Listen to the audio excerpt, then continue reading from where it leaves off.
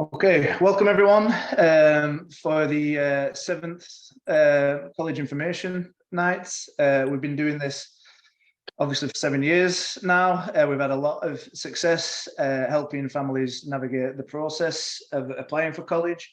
And for players who actually want to play at that level, we've had a lot more players making that step. So hoping for another good event tonight. We've got, we'll just go through the schedule. Okay, so there'll be a little brief presentation from myself, some questions between myself and our guest college coaches, information on the college highlight videos with our videographer that's a friend of the club, speak to two former players to get their insight, players who once upon a time were listening to this information evening while still at the youth soccer level. And then there'll be an open Q&A from anyone. If you please submit questions to myself in the chat when it comes to that stage, please. Our guest tonight, we've got a lot of wealth of knowledge on the call. We've got Sommers, who's the head coach of Catholic Women's University Women's down in Washington, DC, formerly of John Jay College and Fordham here in New York. We've got Aidan Rahill, who's the assistant coach of Manhattanville College, who's going to speak about their college program in just a second. And we've also got Martin Clays, who's got a lot of varied experience, both men and women's soccer, from Division 1 to Division 3 in a lot of different states, including Bacon College, East Central Junior College, SUNY Maritime, St. Louis Community College, and also Martin's a former Yale coach.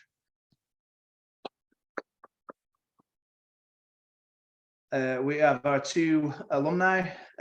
We've got a player, we're going to talk a lot about club soccer on the call tonight, and we've also, so Sebastian Gaouette is going to give some information on that.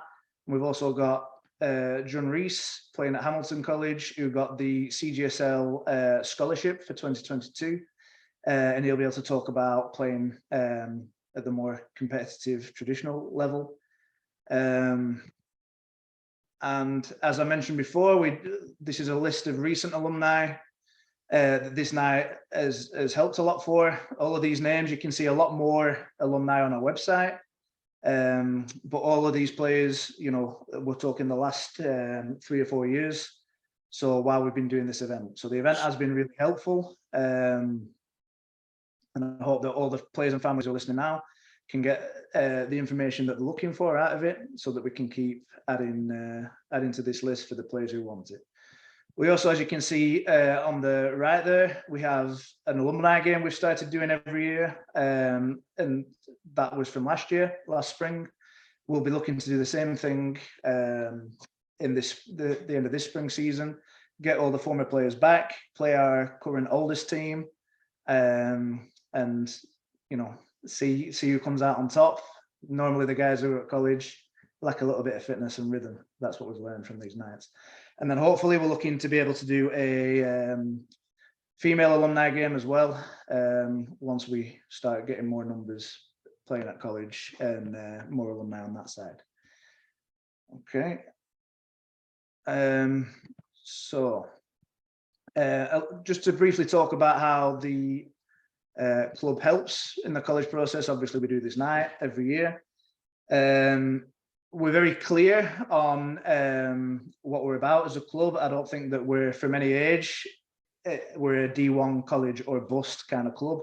What's important for us is a lifelong love of the game, and you know, we're hoping that everyone's playing the game, you know, well into the 30s and 40s even, and just still loving the game. If you make your entire experience just about playing at college, it's a very short cycle, and we don't think you get the most out of the sport that way. That being said, if you figure out that it is something that you're interested in, these nights do help in terms of finding out whether you're interested or the different yeah, all the different things there are to navigate. Okay, a good example of that would be a couple of years ago, I had two centre backs that were probably on par in ability. One of them wanted to play at Division 1 level and went all out to try and achieve that goal, and he managed to. His centre back partner ended up missing a big quarter final in a state cup game, because he was giving a talk in Atlanta on a paper he'd written on computer science. So he wanted to go to college more purely for academics rather than making it all about playing soccer at the same time. So everyone has to figure out, and like I say, there was on par for ability. So it's all about what you're looking for in a total package, which our guest coaches are going to be able to help explain a little bit more on. Also, the club has the VOCam, which a lot of you might have seen at games. We'll record a couple of games for every team U15 plus each season. The coaches email those out, and these are really useful to put a highlight reel together. And Ashton Evetts, a friend of the club, has done a lot of these. You can see an example on the right there, and Ashton's going to speak to us shortly after. Okay. Also, it's important that if you are interested in college, you can speak to your club coach. A lot of us have either experience of playing, coaching at college level, so that's a really good place to start if you're interested. And as we can see on the older age IDPs, each IDP from U15 and above has a little section at the bottom. So when you're meeting, you're talking about development in general. We ask, are you interested in playing? Yes, no, or unsure. And obviously any of those gets the ball rolling into looking at whether you want to play or not. Okay, so that's it for me from now. Before we start with our panel, really quickly, I'd like to introduce Aidan Rahill from Manhattanville College. He's going to talk about his program. We have a lot of players. I think 7 of our recent alumni play at SUNY Purchase, which is a very local school. A lot of people are looking to stay local than previously since the pandemic, we've noticed. So we wanted to make links with another college that's close by. So Aidan's just going to talk briefly about that school as an option. Hello everyone, Aidan Rahill here. I'm currently the assistant at Manhattanville College. I've been here since August, so I've been here over half a year now. And just like anything, whenever you're moving across the country, or you know, I'm not from America originally myself, so it's important that, you know, especially for me, wherever I go, I want it to be more of a tight-knit, closer kind of community sort of feel about a program. And I've had that experience in my 4 years in playing, and where I coached my previous last year then in Texas, and then again up here in Manhattanville College up in White Plains. So it's a fairly small school, small size compared to your SUNY and all these bigger types of schools. There's a student body of about 2,200 students. About 1,600 of that is made up of undergraduate students, and a lot of those students do commute. They're kind of around this area. There's on-campus housing as well, which is always very handy for our students. And then the rest of the student body to make up the 2,200 is we offer a lot of master's programs here, and Manhattanville is really well known for its business programs. So if you had kids or anybody that was looking to study business, this area is great for that, especially given that White Plains is a very affluent area. I mean, the headquarters for MasterCard is up here right across the street from the college. And we've got the headquarters for Pepsi worldwide up here as well. So it's a great opportunity for our guys to come up and get exposure to these big corporations and some of these really nice opportunities that are just a stone's throw away from the campus. In relation to, you know, class sizes, the Manhattanville, like I said, is a smaller school, so class sizes will range from between 10 to 15 students per teacher, faculty to student ratio. So if you're missing class, if you're not showing up, you're not doing what you should be doing, you're gonna be found out, basically. And we've been cracking down here, especially over the past year, on making sure that we take our academics really, really important, especially at the Division 3 level. Guys coming in, I mean, guys just want to come into college and play football and soccer, and that's all they want to do, and that's their dream, that's their goal. But you're in college for 4 years, and after 4 years, what are you going to do? Are you going to go and play professional? Do you have the talent, the ability to do that? And in most cases, it's a no for most kids. So making sure you're taking care of your academics, getting that GPA nice and high, so that if you do want to go to graduate school after you graduate, that's something that you've prepared yourself for appropriately. So up here, it's academics first and foremost. And then after that, once you get the base level and we feel we can trust you with your classes, then that comes hand in hand. I say to a lot of our guys whenever they come up here and they play, the type of person that you are off the field is the type of player you're going to be on it as well. So if you lack discipline and focus in getting your homework done and showing up to weight room sessions or showing up to team meetings, how can I trust you to do your job out in the field as well? So it falls hand in hand for us up here at Manhattanville. And I think that's a big reason why we've been so successful over the past 3 years, especially.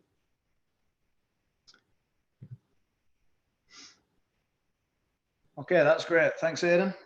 So now we'll just a couple of questions from myself to our panel. The first question would be, Casey, if you could answer this, please. Just to give a general timeline on the players and family through the recruitment process, when is the best time to start being serious about applying, and just the process of everything, please? Sure. I think it's a little different for every timeline, and if it's Division 1, 2, or 3. So right now I'm looking at sophomores, but I don't take it too seriously. Specifically, I think since I've been at a Division 3 school, because a lot can change between your sophomore, junior year and your interest in the schools that you're looking at. So I definitely take a peek. I read the emails, I watch the film, I go to the showcases and I watch, but it really ramps up for me the junior year. And then checking out kind of showcases between November and like Memorial Day is the key window for me. And then I'll be looking to kind of extend offers between August and October. And I never officially kind of closed the door. Someone asked me the other day, when should you just keep focusing on 24s? I'm still working on my 23 class right now. So just understand that every journey is unique and your recruiting experience is your own, and just keep reaching out to whatever coach that you like until they tell you that they've moved on or that they want you. Yeah, that's great. Martin, do you have anything to add to that? Yeah, I'll say, Coach Casey mentioned the, sophomore. I think for male players, it's probably a little later. I think, obviously junior year, you have to have an idea if you're going to go to college or not, or where you would like to go. I'd say senior year, especially that fall, that's where you want to do visits.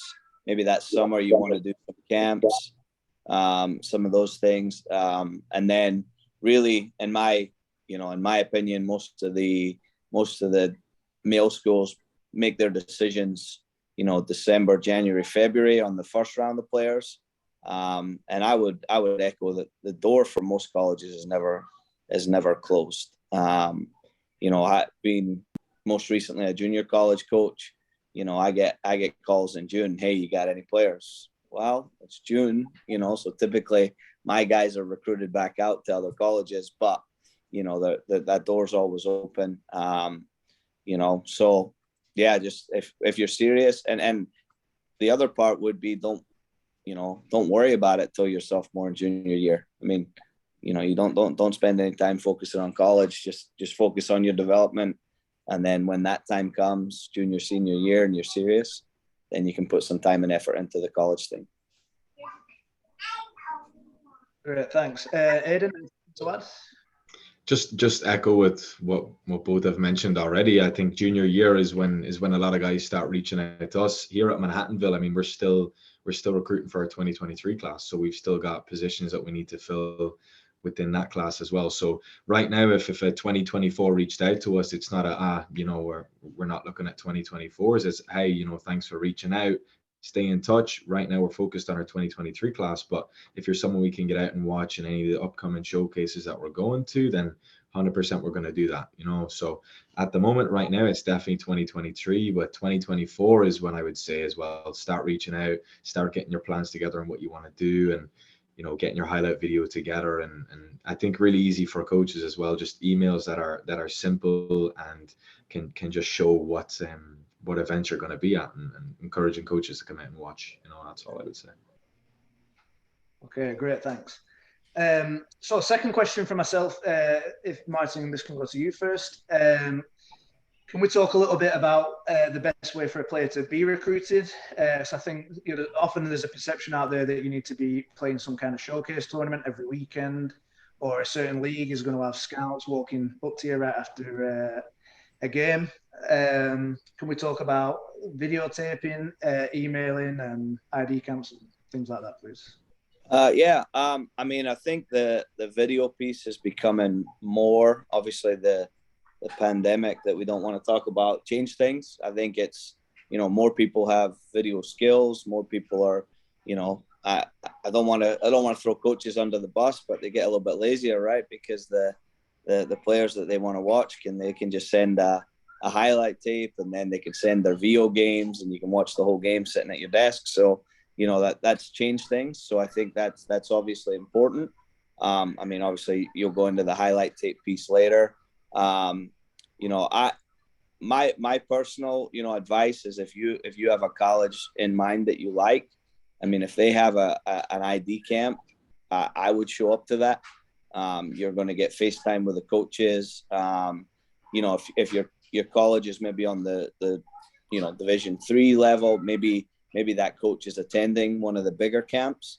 And again, that's just an opportunity for you to sit and have lunch with those coaches, and really like get to know them a little bit, and, you know, not sell yourself, but, you know, let them know that you're interested, and then they get to see you for 2, 3, 4 days, you know. So I've always been a fan of that. You know, if you're really a top Division I recruit, you probably, you know, don't need to do that, but, you know, that's a different level, and just understand that, you know, the Division I schools do the camps. Yeah, they're looking at some players, but it's also a moneymaker for them. But there's always coaches there. I'm sure Aidan and his staff and some of the other people are working those camps. So there's always eyes on you if you go to these things. So.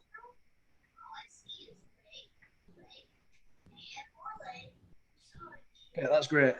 Casey, how is it in your view? Yeah, actually, just this weekend I worked at University of Maryland camp, which kind of just echoes what he said.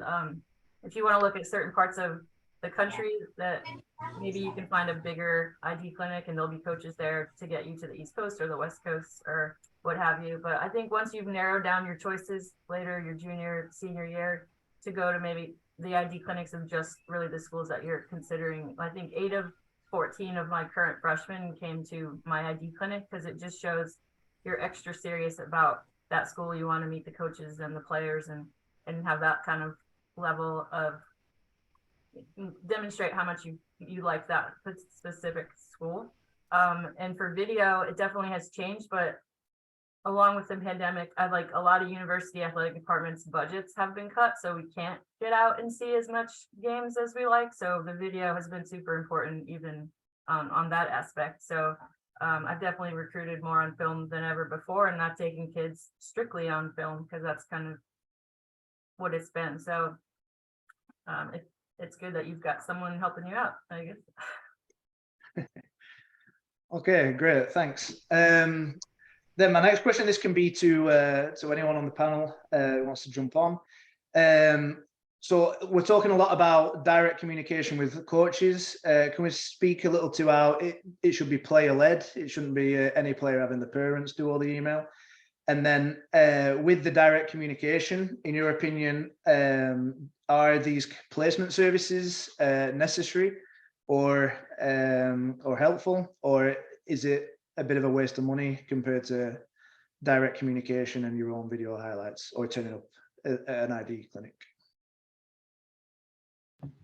I think from my point of view, I think, you know, websites and things like NCSA, and you know, it's all well and good. I think some coaches definitely do use that.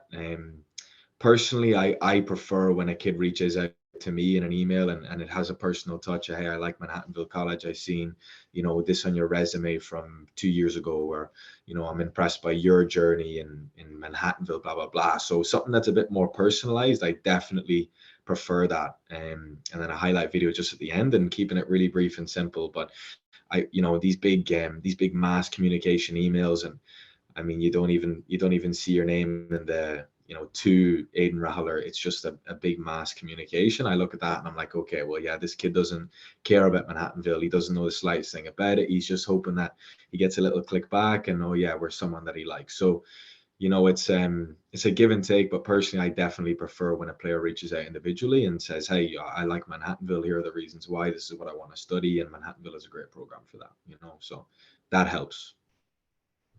Great, thanks. Any other comments? Yeah, I like NCSA just for the platform that I can go to it and have everything in the same place, but I'm not like using them for my recruiting. I prefer the recruiting part is so much in the hands of the actual, you know, prospective student athlete. If I get one of those generic ones, I'll probably just delete it. Thanks. Yeah, I'll echo what both coaches said. You know, obviously there is some good recruiting services. You know, there is some, you know, they're probably a little more expensive that take time with you to figure out, you know, what might be a good option for you, and they do a little bit more to connect you and the coaches. However, you know, it's almost the same as your parents kind of doing it for you. I mean, I think if you have the desire to go play at a certain college and you meet that coach and get to know them, I think simple, direct communication, showing that you know a little bit about the coach and the area and the school. You know, I 1,000 emails a week, 50% of them, you know, have the wrong college name, have the wrong coach. It's a mass email with, you know, everybody listed, and then it's like, I'm really interested in your college. You're thinking, well, you didn't even blind CC it. I can see you've reached out to 4,000 colleges. So, you know, so I would avoid that. You know, I think obviously knowing the kids at Gjøa, I know that's, you know, there's probably a few that have maybe signed up for the services, but, you know, main point being is you don't need them. You know, if you narrow your search and if you're serious about why you're going to college, you know, if you just want to play, then sure, put your name out there, you know, NCSA, whatever, put your name out there. You might, you know, it's like going fishing, right? You might get a few. But if you're a serious person about going to college, then you need to do some research on the academics, the coach, you know, the student body, what is. So, and then, you know, coaches can see that just in your emails. They can also see when your parents write it. I mean, 17-year-olds, 16-year-olds don't use the same vernacular as grown adults. So, you know, make it yours. Coaches appreciate that. It shows maturity. So make it your journey, not your parents' journey. Okay, great. Thanks, everyone. The next question from me, can we talk a little bit about the differences in the standards and the expectations between Division 1, Division 2 and Division 3? And then also for boys and girls, you know, there's very different college experiences between each program.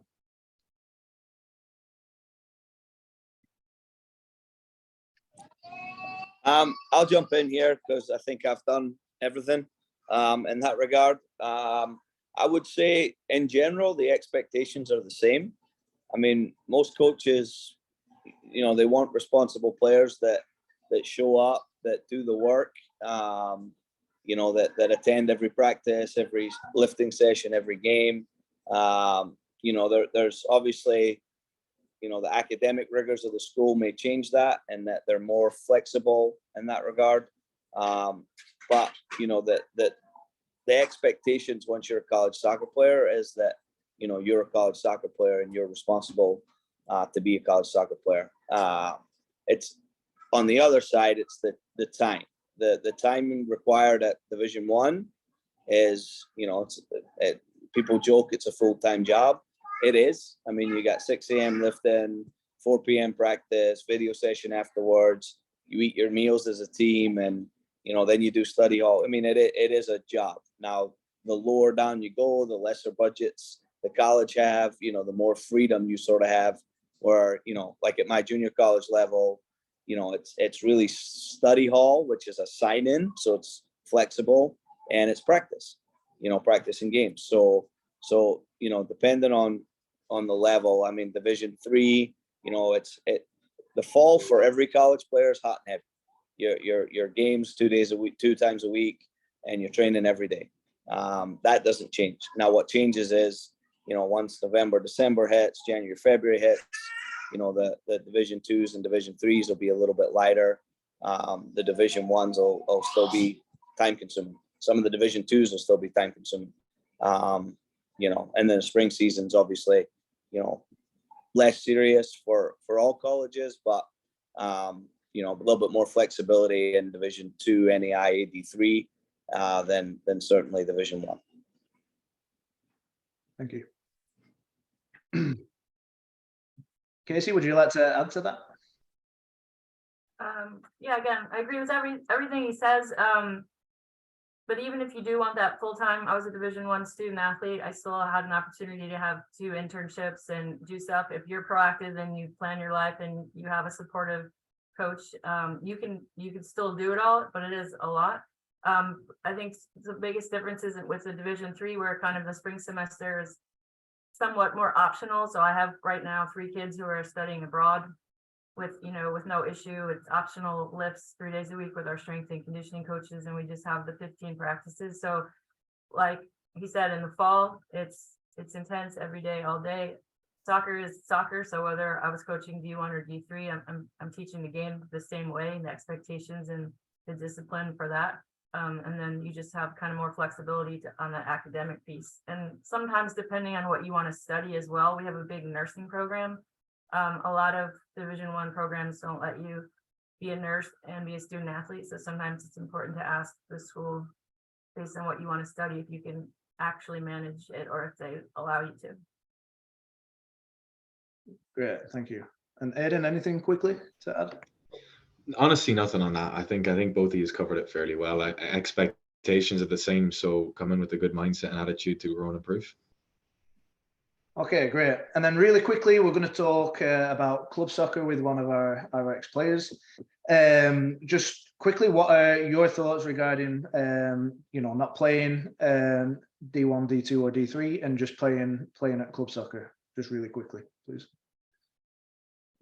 Is this me here? What's up? No, I think you wanted to hear from the coaches, right, Anthony, about club? Yeah. We'll get to you in a minute, Seb. Sorry. Oh, sorry. Yeah. Sorry about that. Yeah, listen, club's actually, a great option, especially if, the bigger university piece is what you want. I'm obviously a million miles from you guys, but, the University of Missouri, they don't have men's soccer, but their men's soccer's club team is very good. It's a very good experience. Those guys travel and they play, so again, if your only option at playing level is not to play at the top Division I, but you want to go to a big school, then I think it's a great option. I think even at a small school, if club sports can be a great social avenue, a great chance to keep playing and improve.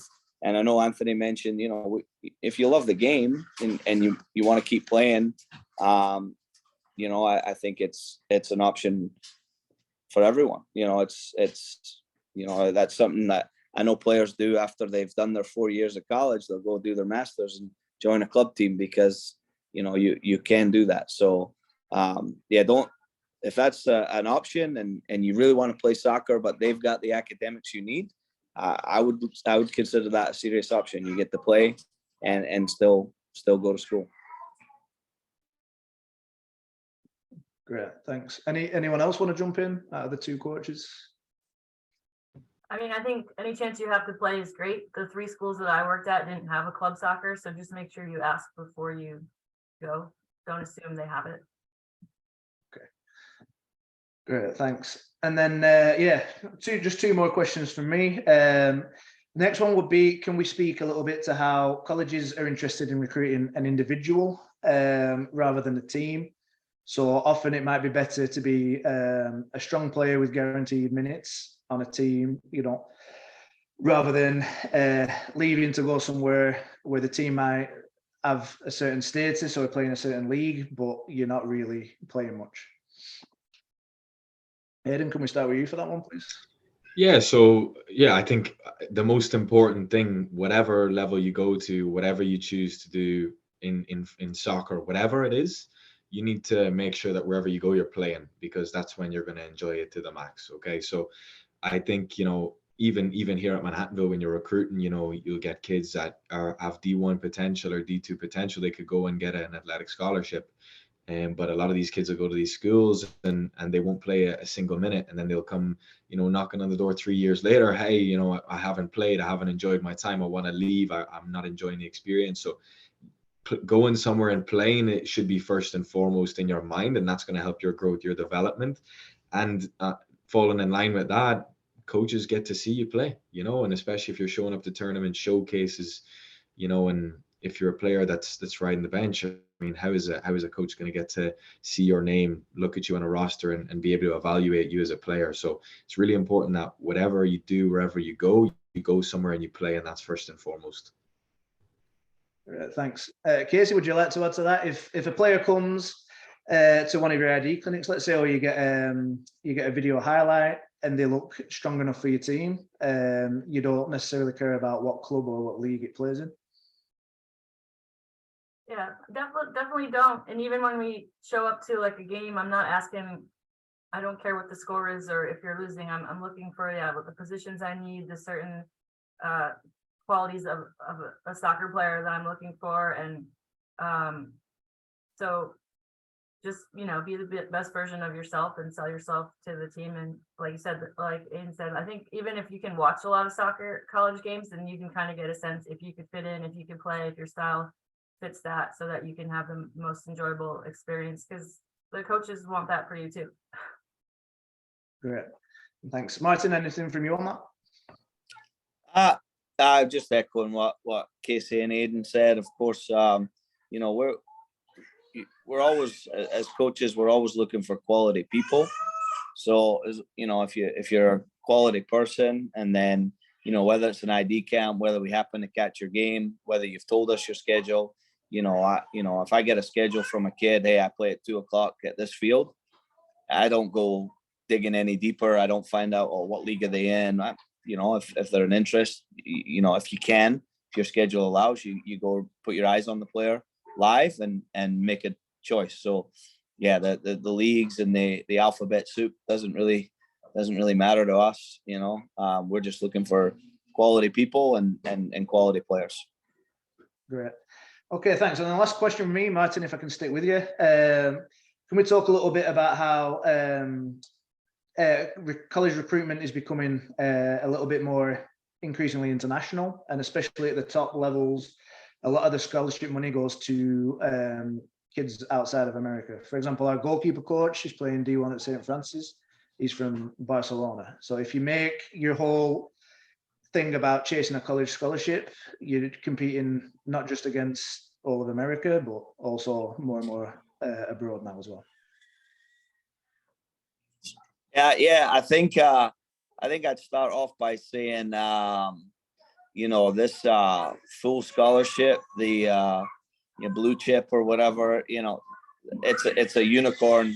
Maybe less so in the women's game, but it's in the men's game for sure. That even your top players who end up in the MLS, a lot of them were never on a full scholarship. It's very rare. So if you're chasing that side of things, it's not realistic. It is becoming a global game. It has been a global game for a number of years now. That's creeping into the women's game more and more, because why would you not? If you're a college, why wouldn't you take the best players available? I could tell stories of, I was coaching at one university, and we offered a girl a $500 scholarship. Our college was $8,000 a year to attend. She told us no, because another college had offered her $5,000, but that college was $45,000 a year to attend. So you don't have to be great at math to figure out which was the better deal. But, you know, she said, well, this college wants me more. They're giving me more money. So listen, you use common sense. You know, they didn't want her more. They had more money to offset a higher cost. You know, so, and that should, you know, that shouldn't be the focus of chasing, you know, free school. You know, if you want to chase free school, have good academics, you know, and things like that. You know, but obviously use your talents. If soccer's your talent and it can get you a helping hand, then use it. If academics is strong, then use that. But don't, I mean, again, the money's not as, there's not as much as people think there is. Every coach is working under a budget, small. You know, I know I have a lot of friends, Division I, Division II, and they're working with 3 scholarships for 30 players. So yeah, just simple math, and it's something that, you know, it can make the experience, you know, not what it should be. You know, you should be looking at your academics first and foremost, and then level of play. Can you fit in? Will you get playing time? You know, and then if a scholarship comes, great. Great, thanks. Casey, anything to add? Yeah, I think I was 9 years at Fordham, and in that time we gave 1 full scholarship and maybe 1 full tuition. So everything is kind of broken up. If you look at basketball or volleyball, it looks like they could roster like a whole team on scholarship. But like you said, when we have rosters with 30+ players, it's just not feasible. But the best way to get money for school is definitely through academics. And even at my school in particular, we can flag people as recruited athletes, but we can't get you in. We can't move anything along. We can get an early read, so you can get like a merit-based offer, scholarship offer. But it really, that academic piece is an important one. Thank you. And Aidan, any thoughts from you lastly? Yeah, I mean, it's international for a reason, and that's the beauty of soccer. It's a worldwide sport. So yeah, if you're a D1, D2 coach with a heap of money to give away, you're going to want to find the best. So making sure you're up in that top category. I mean, you have to be in the top 1%, don't you? And you know, is it realistic to expect that from everybody here, and you know, and every single? No, absolutely not. So you have to be realistic and set smart goals. And then based off of that, academics is absolutely huge, especially for a lot of these D1 schools, like we talked about earlier. If it's going to be rigorous and you're going to be going full time on the soccer side, that you need to make sure you've got good academics as well. If you're failing classes and failing courses, well, there goes your eligibility, and there goes your next season of playing. So making sure you're on top of your academics is huge, you know, financially wise as well, but in terms of making sure you're eligible and playing, it's huge.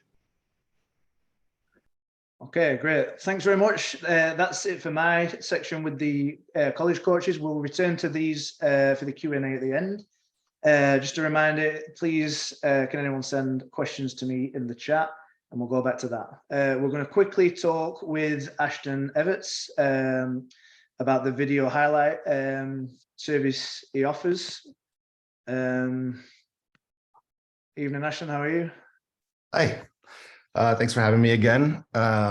Yes, so the highlight videos, I mean, you've heard the coaches mention it a number of times. It's a really important resource for them to really see what kind of a player wants to play for them, and if they want you to play for them.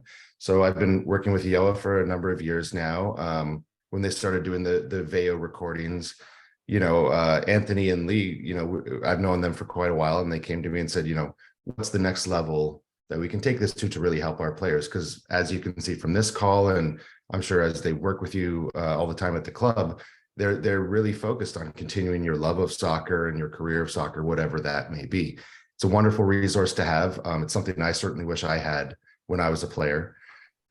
So what we do is generally, after speaking to coaches, you know, they want to see how you contribute throughout a match, not your single highlights from, you know, 10, 15, 20 games over a year or two. So I ask you to send me your 3 to 5 best matches that you have, and then we work together to find your highlights from there, put it together in roughly a 3 to 5 minute video, because Coaches are very busy. They don't have time to watch a 7, 8, 9 minute video. They don't want to. And so we put that together. I send you the video. You host it through your own YouTube account to make it very simple, very easy for coaches to watch, because they are busy. So we want to keep it just as easy for them. If they want to watch it on their phone, their computer, wherever they're at, they can see your skills. So it's a lot of fun. I personally love doing it. I'm a big fan of the sport. I played for a long time. It's a joy for me to see the talent coming through, and it's a great way for you to get in front of coaches. The other side of it is, this is a really special time in the players' lives. It's a great keepsake to have when you're 30, 40, 50, when you have kids of your own, and you can kind of brag to them when they're getting into the sport and say, look what I did, look how good I used to be. So that's the other side of it. And to that, if beyond your submission videos, if you want a highlight video of your entire time at Gjøa and high school, we can also work together and do that. But for submission highlight videos, we generally select highlights from 3 to 5 games, just to see how you contribute to your team throughout a game. Okay, great. Thanks, Ashton. And like I said, if anyone has any questions, you can start submitting them to me now for the Q&A. And if you have any questions about how you'd like anything you need to know about videos, you can ask our college coaches about that also. That can be a topic for the Q&A. Okay. Now we'll speak with John Reiss, who played with the club all the way up, I believe, took his first steps in the game, and now he's playing at college at Hamilton College, and received the CJSL scholarship for 2022, which we'll talk a little bit about as well. So, evening, John, how are you? Good, how are you? Good, thank you. Just to start, can you talk a little bit about how Gjøa helped develop you for college? I know once upon a time you were on the other side of this call, so you've been through this whole process with us. Just how you feel the club helped you. Yeah, so obviously, like, primarily I started at Gjøa at U8, so just in terms of playing soccer, it was like the cornerstone of my education, I guess. Otherwise, I think the thing that Gjøa was most helpful with was just sort of like, I feel like the best way to say it is like no BS. Almost like there's all these people out there who are trying to like sell to you different ways that are the best ways to like get recruited. Like some people talked about NJCAA. That's like a service you have to pay for, and it's completely unnecessary. So Gjøa has been very good about sort of just giving easy access to coaches, and Gjøa itself has some connections with different schools that make it easy for players to get recruited without having to pay like absurd fees that they shouldn't have to. Okay, great. And then how's general college life been for you? Can you talk a little bit about balancing the academic demands with the soccer demands? Yes. So I play at a D3 college. That being said, we practiced 6 days a week. We lifted in season 2 to 3 times a week. Though if you wanted to lift more, you could. And because I wasn't getting much playing time, I was expected to lift much more. It was a lot. It is like Coach Martin said, it's pretty much a job, especially in season. And the funny thing was that I was a much better student in season than out of season. Sort of the way that I am, structure is very good for me. And while I can provide myself structure, having outside structure, it makes it all the more easier. And sort of being able to have soccer time, and then afterwards I needed to be productive in the like few spare hours that I had. So I was fully able to be productive in those hours, and then I would sleep well at night just because I was exhausted from playing. But that being said, the conference that I play in, it's called the NJCAA, like New England Small College Athletic Conference. And I play in a school that was recently added to this conference. So we're by far the farthest school. So we had one time a 9-hour bus trip. And luckily for me, that was during our fall break, so there wasn't classes, but there will be times in which students have to travel far and they have schoolwork, and you need to learn how to be productive while on the bus, and you need to learn to time manage very well. But overall, I would say like incredibly positive experience. I love my school. I love being on the team, and yeah, can't complain. Okay, fantastic. So you touched on it a little bit there already, this question, but can you talk about the differences between youth soccer and college? So you, for those who won't know, you were a captain of, a strong team, won state cups, the team that's been the furthest we've ever got in Norway in the A bracket. So you've gone from that to getting no minutes, as you just mentioned. So can you just talk about how different youth soccer to college soccer is, please? Yeah, I would say the biggest thing is sort of like I don't know what the word for it is. It's like, I guess, expectations. Like expectations at Gjøa are very high. There's a sort of like, I remember Coach Lee, I think I was like 2 minutes late to a game once, and I sat the whole first half. And like that will happen at youth soccer, but at college soccer, like necessity, you need to be there 15 minutes early. You need to be at everything. And I would say like the biggest thing is I once asked my coach why we never do conditioning. And it was sort of, we have limited time. We're in the city. There's such few field permits. Like we want to like impart as much of the game onto you as possible without sort of like doing conditioning, which is something you can do outside on your own time. But like in college soccer, like you have to, like, conditioning is a vital aspect of being on the team. And there's all these elements where you, like, it's sort of like at Gjøa, conditioning wasn't something required that you had to do outside of practices. But I know that for me, this upcoming summer, I'm gonna have to devote 2 months of my summer to get ready for a fitness test. And so it's sort of just all of these like outside aspects that at Gjøa were encouraged but not required, but now you have to sort of make so many more aspects of your life centered around being on this team. Okay, great. And then could we touch a little bit more on like how different the coaching styles might be, and how, you know, like I said, your team was very successful, won a lot, so there was a big emphasis on competition, but also it was always on development. And at college, it's about winning, and you know, the coaching styles can be a lot different, right? Yeah. So I would say one thing that was great about Gjøa was just obviously the development piece. There wasn't quite equal playing time, but there was definitely like everyone played at the games that they showed up to. And sort of, I guess in Norway that changed a little bit just because we were so driven by winning, but there was still a small aspect of it because players had traveled so far to just play in this tournament. But once you get to college, it is entirely devoted to winning. And I feel like my coaches like have investment in me as a person when we're off the field, but on the field, it's entirely down to who they feel like they can trust. And so one thing for me, I play center back, and that's sort of the position that, besides goalkeeper, I guess, but if you mess up, you're sort of, your team's in the worst possible position. And they didn't really trust freshman defenders all that much because they needed to play people that they could trust to not make mistakes, just because in many aspects of the college game, games are decided by 1 or 2 goals and 1 or 2 moments. And it's just sort of the difference between the coaching styles is it's completely ruthless based on winning in college, in my experience at least. And in a way that in Gjøa, it was very much developmentally based. And there was definitely a big aspect of having fun. But like my team at our peak this season, we were actually ranked 8th in the country.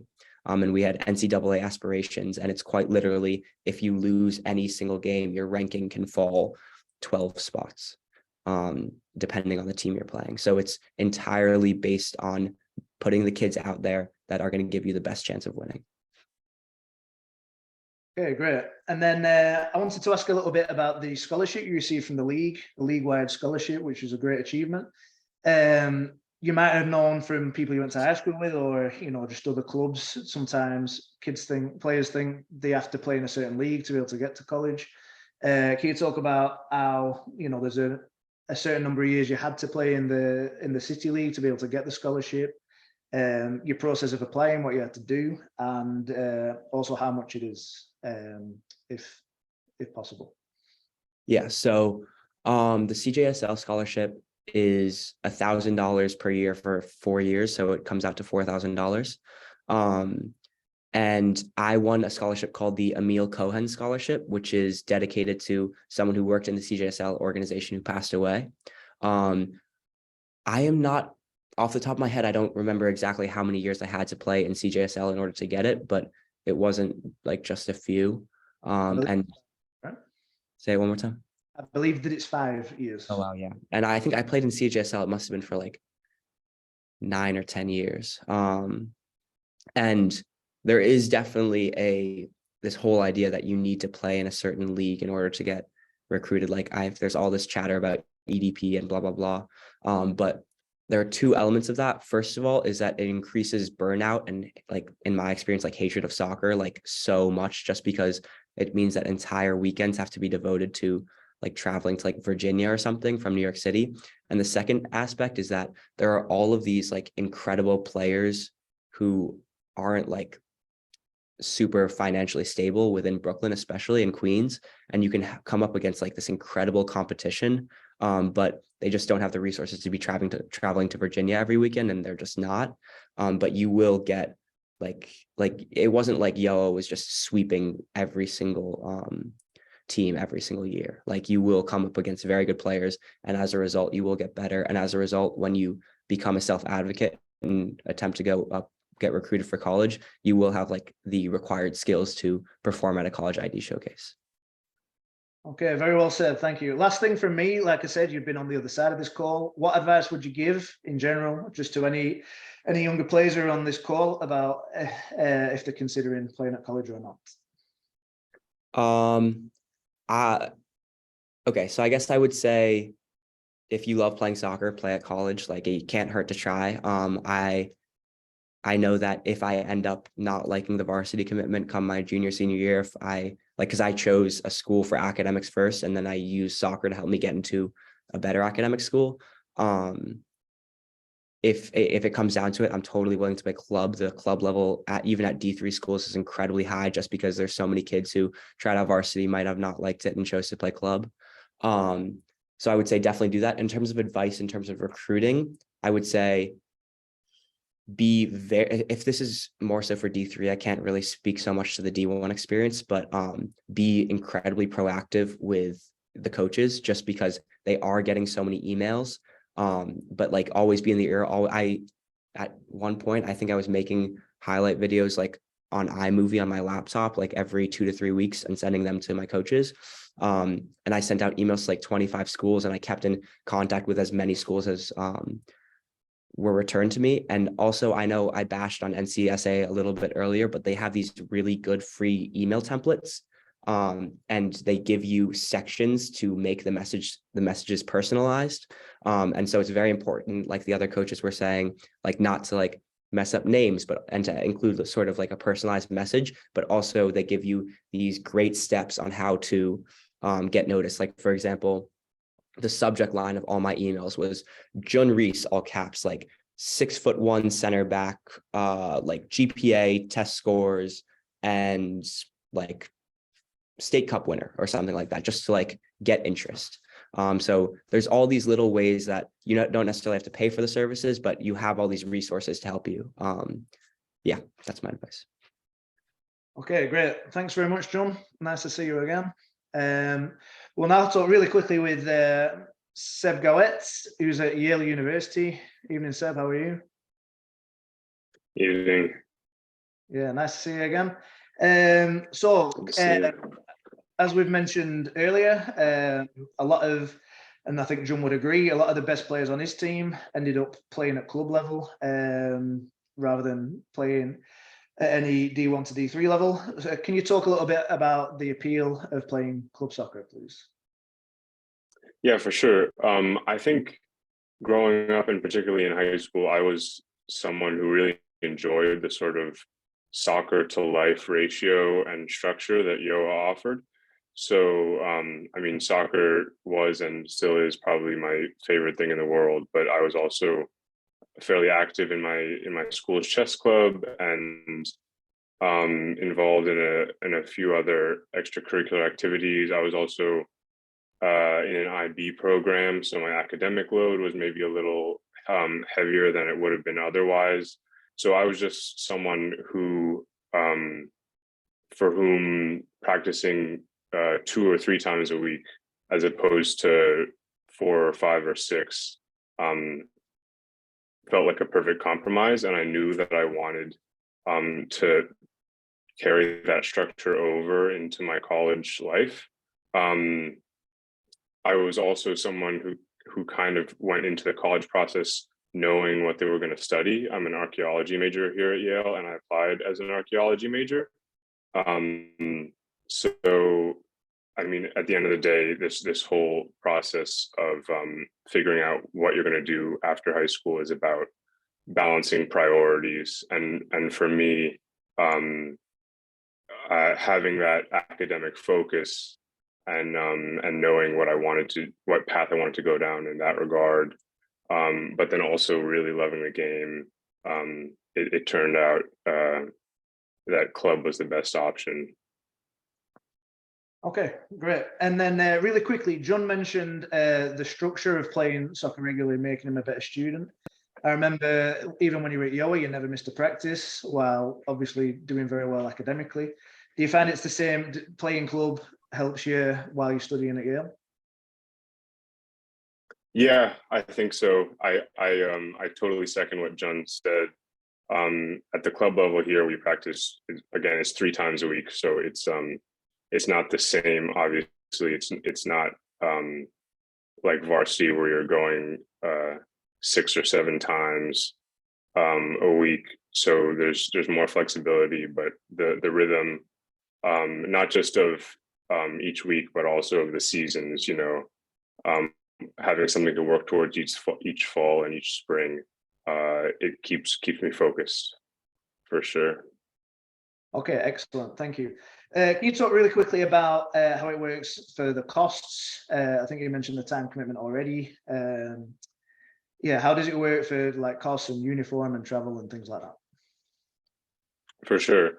So the one thing I'll start with here is that the main difference for me between, well, one of the important differences between varsity and club at the college level has to do with like variation. So if you're looking to play club soccer in college, it's not like varsity where you're all under the umbrella of the NCAA and you're all kind of governed by this one body. It really does depend on the school. So I know schools whose clubs have like a full coaching staff and a fairly sizable budget.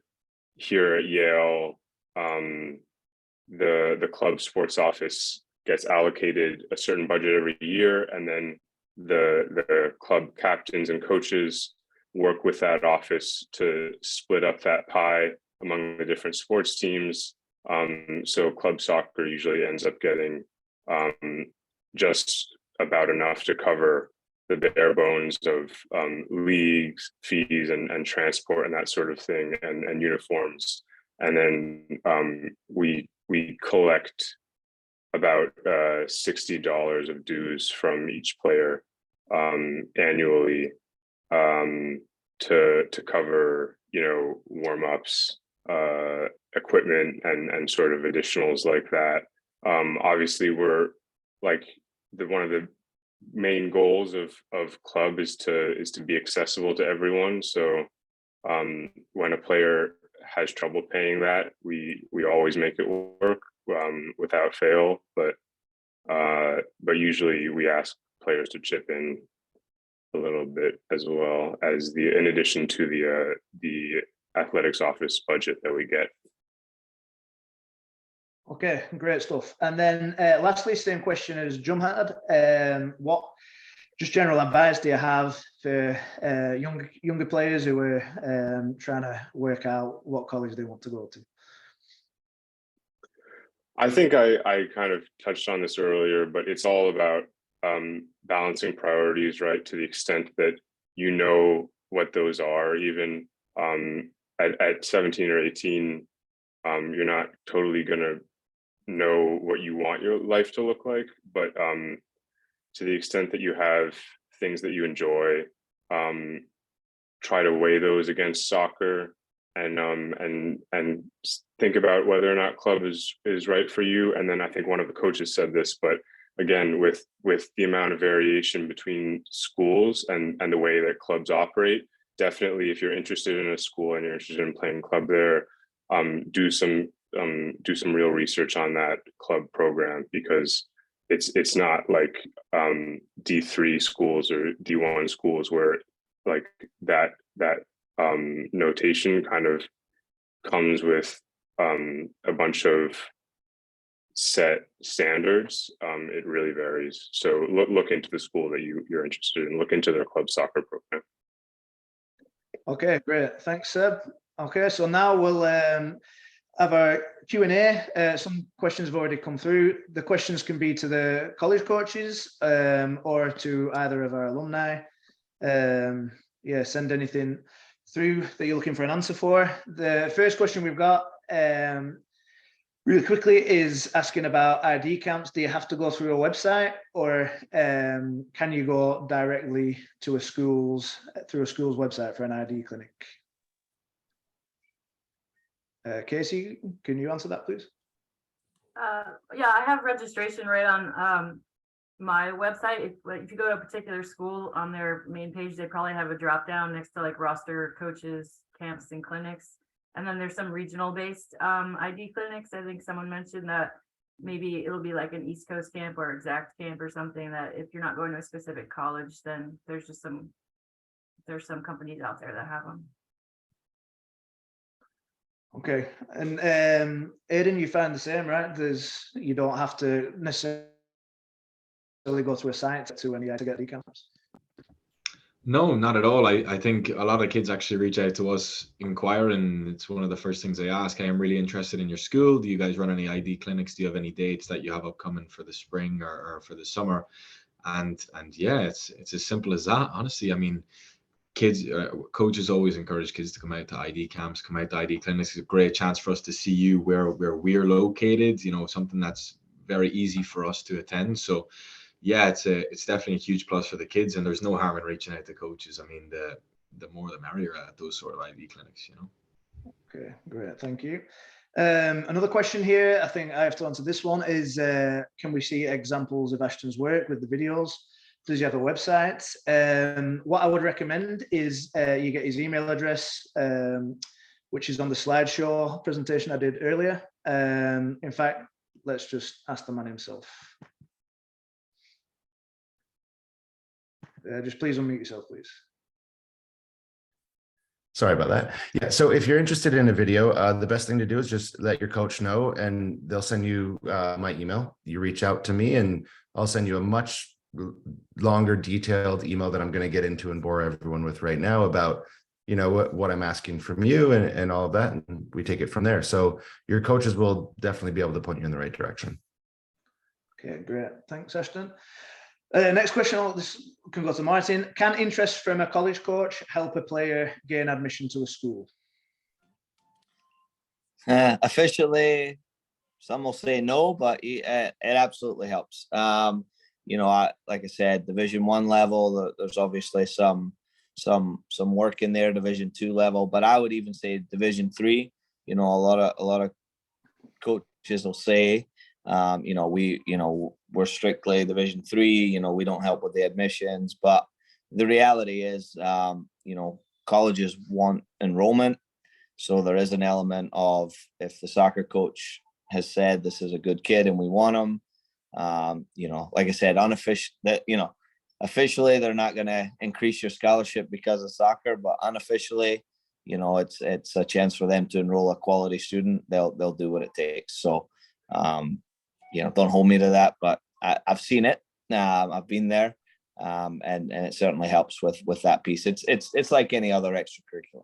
You know, if you're good at trumpet, that might help you get into. You know, it's soccer is one of those, especially at Division III schools. They want the quality person, quality student, and being a soccer player adds value, I think. Okay, great. Thank you. Another question that's come through, please keep these, any questions coming in. Like I said, it can be to alumni or the college coaches. But yeah, John referred to Yale having contacts with schools. What schools are those? Is there a list somewhere? The college coaches can jump on what I'm about to say. We have the main link we have had recently is senior purchase, just because so many of the club's players seem to go there anyway for life and for the academics that are there. But I think the three coaches we have on this panel have all been in multiple roles in different states, so people are always moving around. So sometimes you can make good contacts with a college coach, either locally or further afield, and then they might move because there's a lot of turnover in the job. Would any of the college coaches like to jump on that? Like Martin, for example, you've had a lot of different roles in many different states, right? Yeah, and I think, I mean, obviously yourself, Anthony and Lee,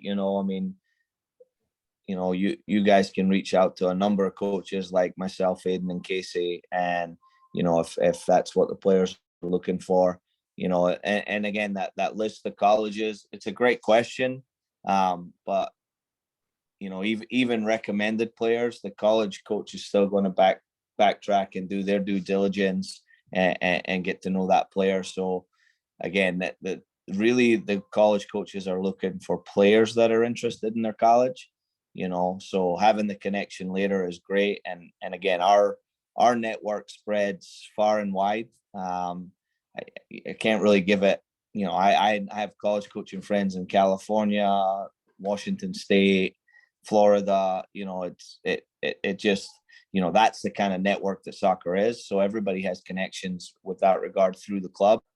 But again, from the recruiting standpoint, the coaches are looking for players that are interested in their college. Okay, great, thanks. And then another question that seems to be for me is, does Gjøa enter showcase tournaments, or do players guess with other teams? No, our players don't guess with other teams in showcases. There's some, legality things behind that. Gjøa does enter a couple of showcase tournaments. The City Showcase one in spring break, run by South Bronx United. We've done. Some players have got some contacts from that. I think, as we've been saying, and as the college coaches or John's example shows, it's not the only way to do it. And if you are to do a showcase, you need to make sure that the coaches of the college that you're interested are going to be there, that they're actually going to be watching you. For example, I know there's one showcase at the start of every spring in March. Sometimes it gets snowed off, but it's ran out of Manhattan, out of Westchester, and out of Long Island. So that's, a very broad, geographically, that's very hard for a college coach to see so many games. You've got to sort of pick and choose. So we don't push the showcases as the main way of being recruited. And hopefully all the answers from the three college coaches on board are saying, it's not really what you need to be doing. And then I think that's it. I'll give one more minute for any other questions to come through. And Anthony? Yep. While we're waiting to see, I think we should wrap up in the next 4 minutes or so. And so if anyone else has any other questions, send them to Anthony, and we'll try to fit them in. I just want to ask John to summarize for us his recruiting journey, because I think it's probably a very interesting story. You said that you sent out contacts to 25, something like 25 different schools. Can you summarize for us where you ended, how you ended up at Hamilton, and did it come down to just a couple, 3 schools, and how did the end game work out for you? If you could just summarize for us real quick, because I think it's interesting. Yeah, it's a bit of a long story, but I'll go as fast as I can. But essentially, winter break of my junior year, I decided that I at the very least wanted to try to play in soccer in school, just because I felt like I could use it to get into a better academic school than I could with just simply my grades. So I I took down a list of 25 schools. I knew from the start that I wanted a small liberal arts college, which made it much easier because almost all small liberal arts colleges are D3. And so I wrote down 25 schools that I would like to go for academics. I then sent out 25 emails to all of those schools, like individualized messages, but using the same template I got from NCSA in order to get interest. I would say I probably got around like 17 or 18 responses. In that, I included a highlight video that I actually made with Ashton. And so I sent out those 25 emails. I got some response, and then I got more response from some schools. There were some schools that said to me, I had one school say to me, we're only interested in left-footed center backs this year. And I was a right-footed center back. So coaches will be straight up with you. But I sort of got major interest, I would say, from like 8 schools, maybe 7. And we came in constant contact. I would begin to send more and more emails with like new clips. My dad would like record games on the sideline with his iPhone, because at that stage we weren't necessarily using VO at every single game, which is like now obviously amazing. And then I would sort of edit them, like just sort of like doing homework, and I would send out the videos. And I went to 7 ID clinics over the summer, maybe 8. And the thing that I found with these is that the ones where you go to the individual schools are much, much better. The ones that are a bunch of schools together, those are sort of more money making, and you have to get pretty lucky to have the college that you want that coach to be your coach at the clinic for that to be worthwhile for your time. So definitely going to the ones that are individual to schools. That being said, I also played in the City Community Showcase with Gjøa, and I actually got an offer from that as well. So that is an option with Gjøa that can bear fruit. And then what ended up happening was that I committed to play soccer early Division 1 at Swarthmore College. And I like confirmed with the coach and everything, but just like Coach Martin was saying with Division 3, they can't always guarantee that you're going to get into the school academically. And Swarthmore is a very rigorous school academically. So the greatest hypothesis I have is that the